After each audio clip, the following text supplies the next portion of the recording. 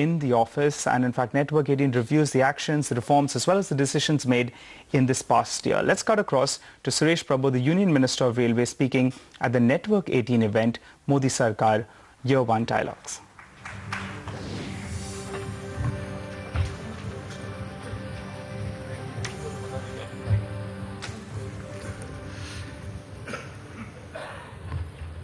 Excellencies, my good friends from media,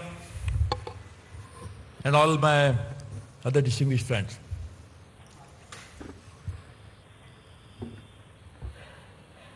I was a bit late to come for this program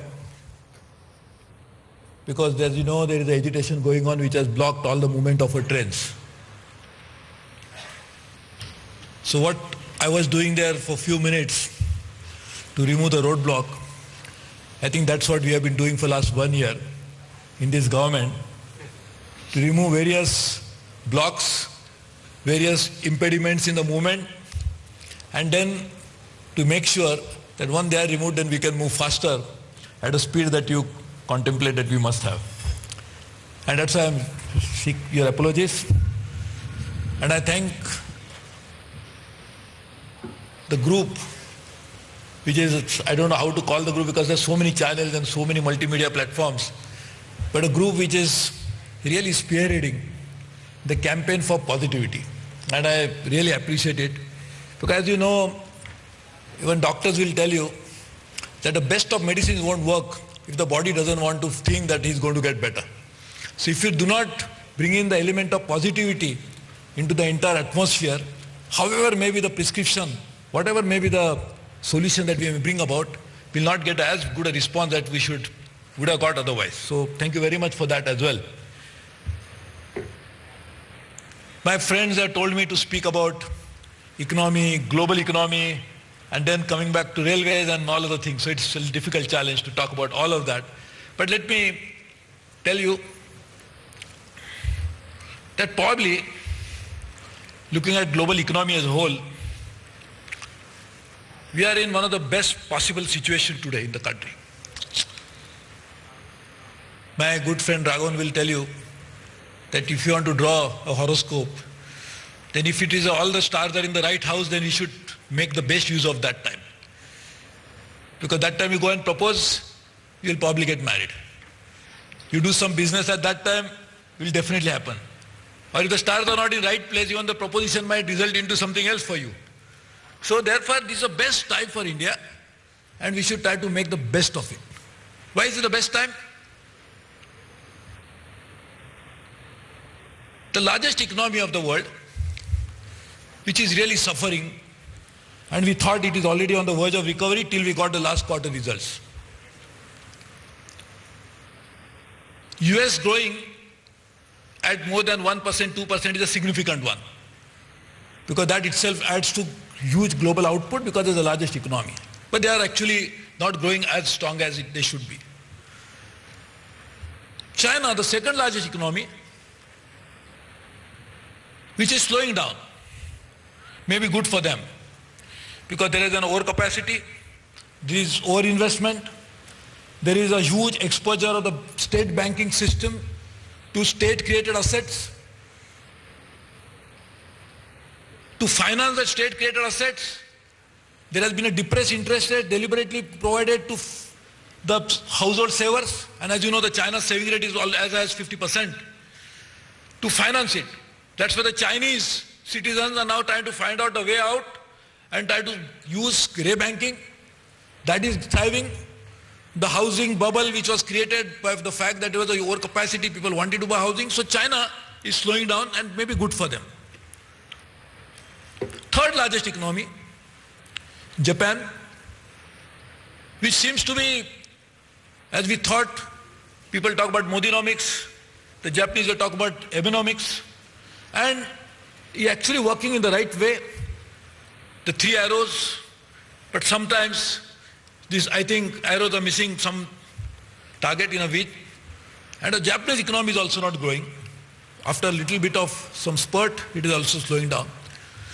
Europe, I don't say we can call the EU as one economy, but still there is a common market, there is a common currency, That, except Germany, is in a bit of a trouble. Or rather, using that is a little kindness to the reality. And in that context, the economy which is now growing faster than any other is India. And at a time when we are growing, that means the domestic demand will grow.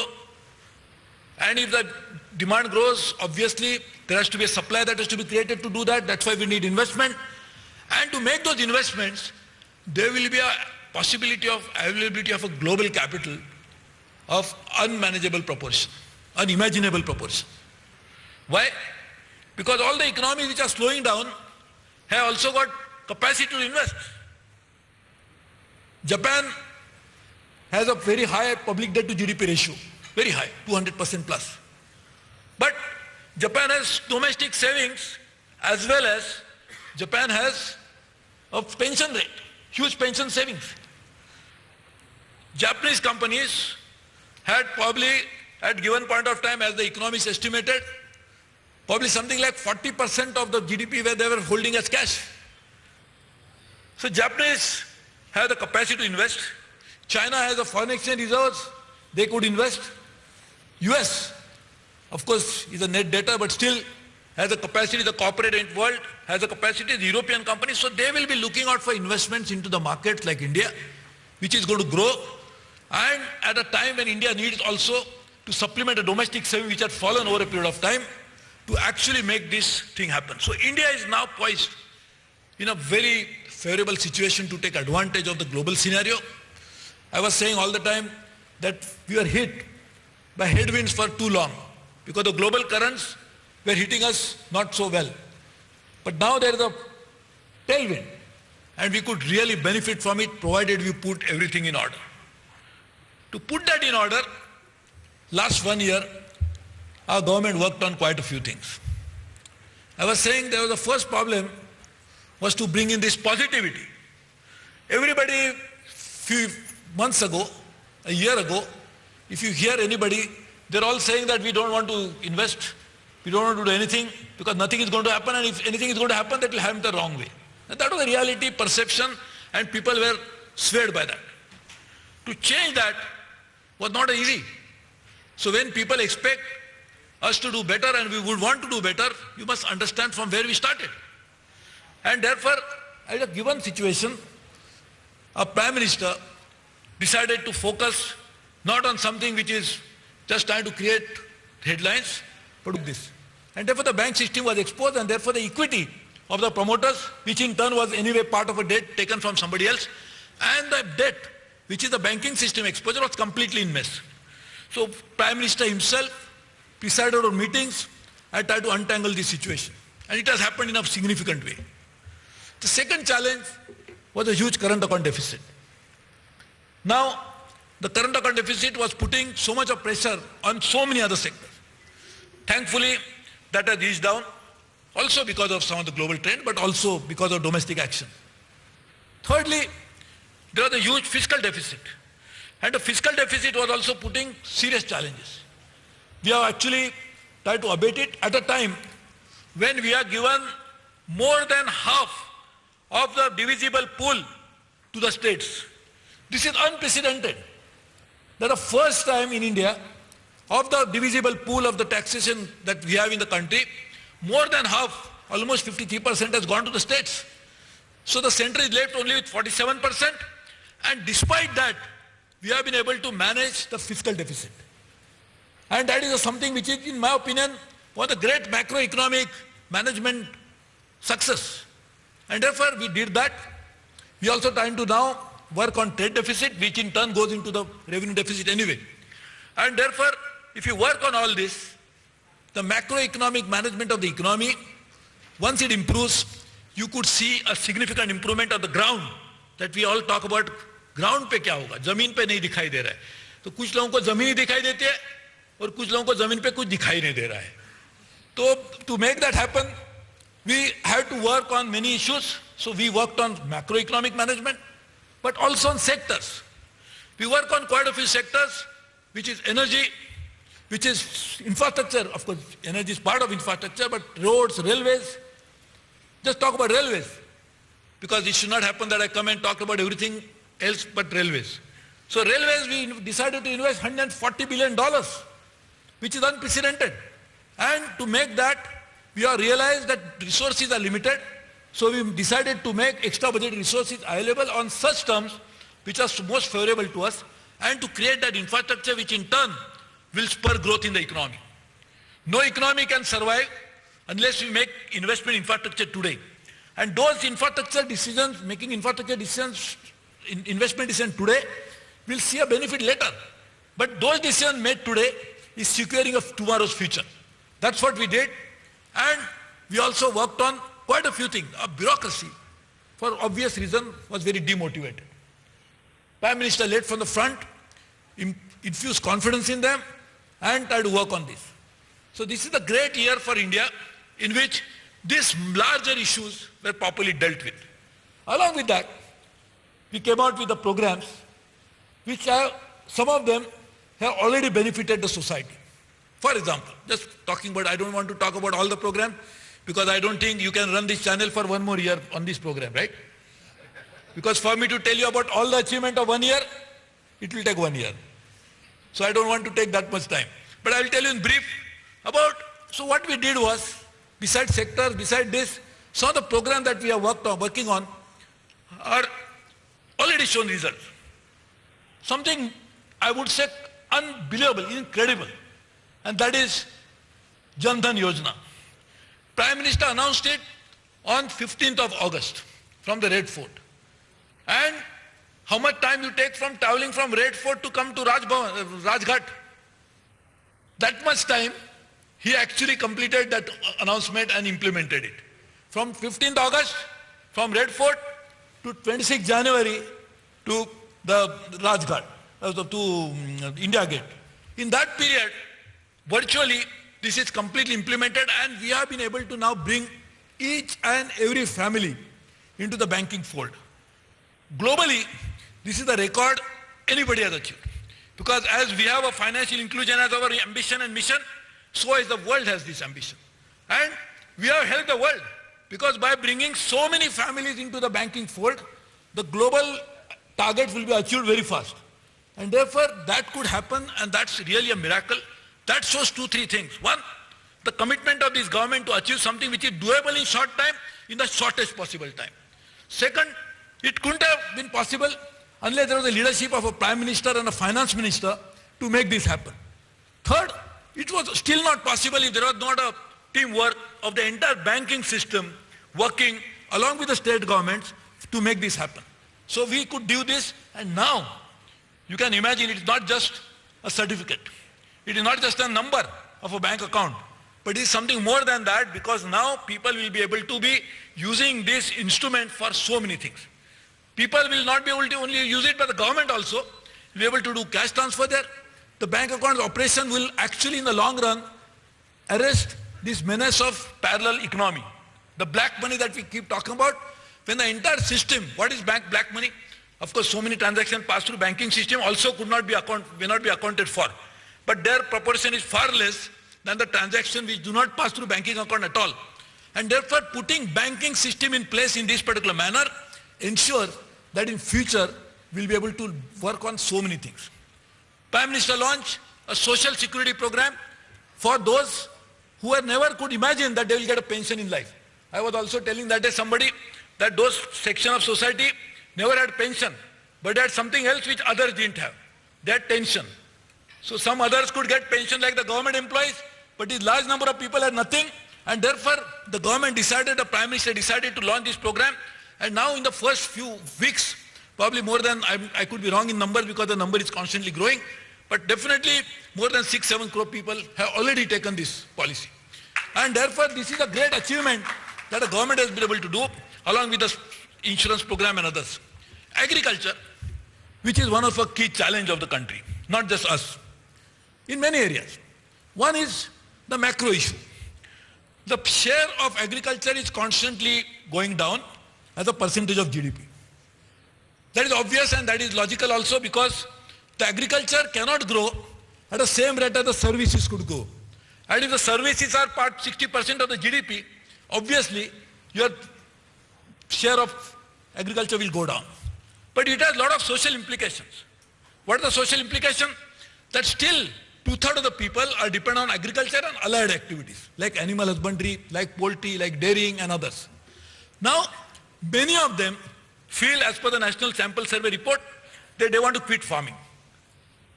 How do you then, challenge of agriculture is, first, make sure that large proportion, 2/3 people share only 16% of the income of the country, because that's the share of the GDP.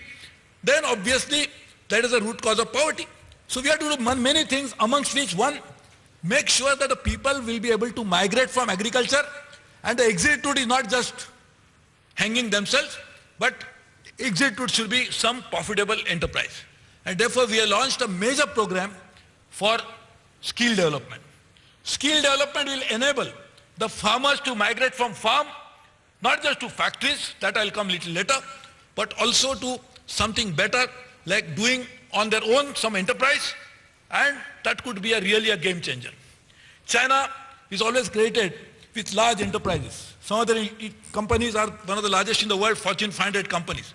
But China is something like TVC, town and village companies, which number is even larger. And that is something which has made Chinese also gather momentum to the economy, and that supply chain that we talk about could happen through this. So agriculture is a challenge which you want to address in a multiple way. Making people from migrate, improve productivity, and therefore we are doing a major program for soil testing as well as taking irrigation to the farms. We are also trying to create an integrated market. Some states have agreed to dismantle the Agriculture Price Market Commission, and we will try to move towards creating an integrated market to create more income for the people of India. And that could again lead to the farmers getting income. Just imagine the effect of that on creating a rural demand, rural income, so the economy can grow even faster. Agriculture is one of the fundamental challenges which we need to address together. And that's something which is arising out of climate change. These unseasonal rains could become a normal feature.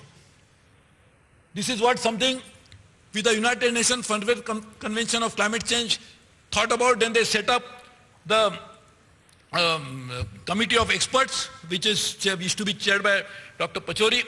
And that particular, we have always seen that climate change is going to, the worst effect of climate change will be felt by agriculture. And that too in a country like India. Unseasonal rains, rising temperature, and probably rains coming at a time when we don't need them and may not be available when we actually need them. So how do you develop drought resistance, climate-proof technologies and farming practices? And that's something which we are trying to do, and that will happen, but that will take some time. But farming is one of a priority. Farmers is our target area, and therefore we want to work with them to make that happen. Second part of the economy, as I said, agriculture. The second proportion, which again has not been growing, in fact going down, was manufacturing. And you can never sustain an economy if you do not create stable jobs through manufacturing. So we need blue-collar jobs as well, and for that the manufacturing has to grow.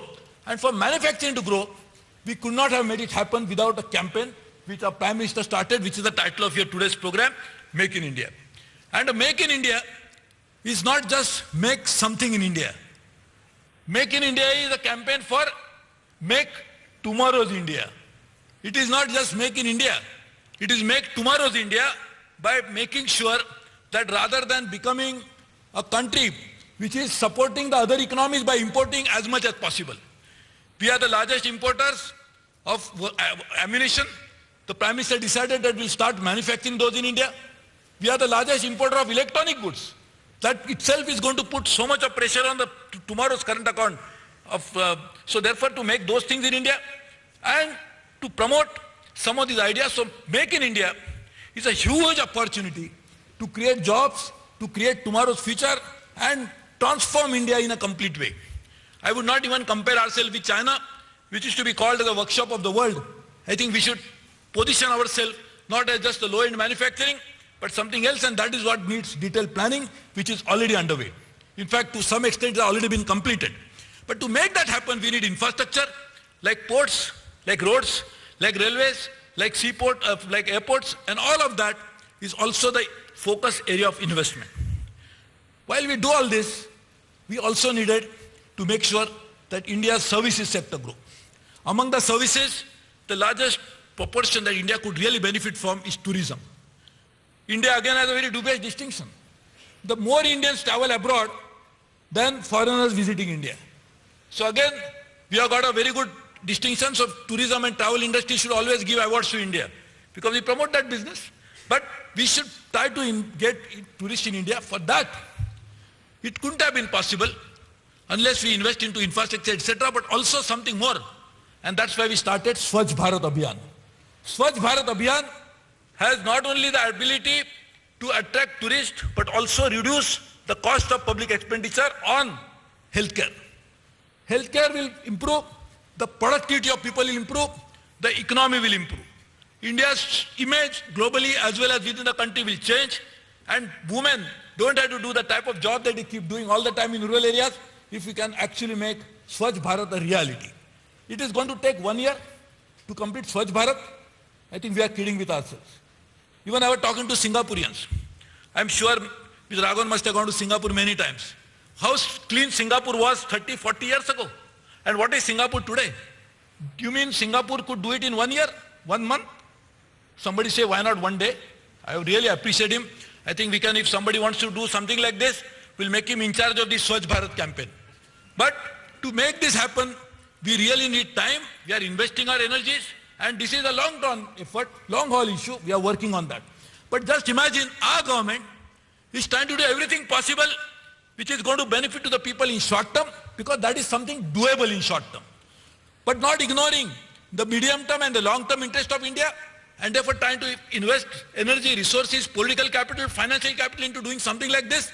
And that's why we could get benefit not only today, as in some of the programs are already yielded, but you can imagine what would be tomorrow. आप बोल रहे थे, बिल्कुल सही बोल रहे थे कि शुरू करने में थोड़ी जल्दी से करना चाहिए था, लेकिन जल्दबाजी में विकेट नहीं खोनी चाहिए. मैच जीतनी है, तो मैच जीतनी है, तो इसके लिए हमने ये तय किया कि पहले खड़े रहकर, बिल्कुल आपने सही कहा, पिच पे पर खड़े तो रहे, उसके बाद में जहां भी लगाने का छक्के पंजे बाद में लगाएंगे. तो इसके लिए मुझे लगता है कि आगे आने वाले दिनों में आप जरूर देखेंगे कि जिस तरह से हमने बुनियादी स्तर पर पिछले 1 साल में काम किया है, आज की समस्याओं को हल करने की पूरी तरह से कोशिश की, उसी समय हमने आगे आने वाले दिनों की चिंताओं को बिल्कुल नजरअंदाज नहीं किया है. इसलिए मुझे पूरा विश्वास है कि आगे आने वाले दिनों में भी हम ज्यादा कामयाबी पाएंगे, जो आप सबके मन में है, दिल में है, और जो हम भी करना चाह रहे हैं. लेकिन हर चीज के लिए जो जरूरत होती है करना ही चाहिए. मैं 2-2 मिनट में किचन में जाके मेरे पत्नी को कहूंगा, अरे खाना अभी भी तैयार नहीं है. वो बोलेगी, बड़े खाना तैयार करना कैसा मुझे मालूम है, आपको खाना अच्छा देना चाहती हूँ, जरा थोड़ा सबूर कीजिए. तो मैं समझता हूँ कि आगे आने वाले दिनों में हम जरूर ये सभी चीजों के ऊपर भी गौर कर रहे हैं जिसकी जरूरत है. एक last point, and that is something because you have been showing constantly, so I have to see that all the time. A Prime Minister is one of the first Prime Minister who has taken so much of interest in foreign policy, because he realizes the correlation between foreign policy and domestic development. As I was saying earlier, this is the best time for India. This is the best time to connect with the rest of the world. In any case, we are already connected by opening up our markets. We already signed on lines to say that our markets are open. The WTO, we have been a founding member anyway of GATT and WTO. So we have already done that. Now, how to take advantage of the situation that we can also benefit from the global market, from global technology, from global capital, from global management practices. And that's why Prime Minister is trying to connect himself with almost all parts of the world, and also connect with those countries which have so much affinity towards India, but we could never actually relate to them. Take example of Mongolia. Mongolia has only 2 neighbors, Russia and China, but they always dream of third neighbor. And India is probably, in their eyes, the third neighbor. South Korea is one of our very important ally, country, friend, and we have Prime Minister went there. Prime Minister has gone to Seychelles, which is in Indian Ocean, one of the most important security threat for the country, one of the most important maritime route for the country, to make sure that our exports and imports, our critical raw materials, critical input that we need in India are always ensured, and for that we need geopolitical relationship. So Prime Minister is going abroad not for enjoying. He's working there even on Sundays. And Prime Minister has created a foreign policy which is going to benefit India. It has already changed the perception about India with our neighbors. Nepal feels that India has been one of the greatest friends of that country as a savior at a time when they needed us. Saudi Arabia could help us to get our citizens back from Yemen. Was it possible without foreign policy initiatives that have been taken? So this is to secure the poor people of India. The poor Nepalese who are working in India, the poor Keralites, the poor people from different parts of India who are working in Yemen to earn their livelihood and to support their family. We could get each one of them back secured. Okay, well, that is Suresh Prabhu, the Union Minister of Railways, speaking at the Network 18 event, Modi Sarkar Year 1 dialogues, and a lot of logical explanations that maybe good things take time. So that was the essence of what his speech entailed, that you can't have a Swachh Bharat in 1 year, and it will take some time for those kind of achievements to finally come through. And obviously, the foreign policy initiatives which have been, I think, marquee.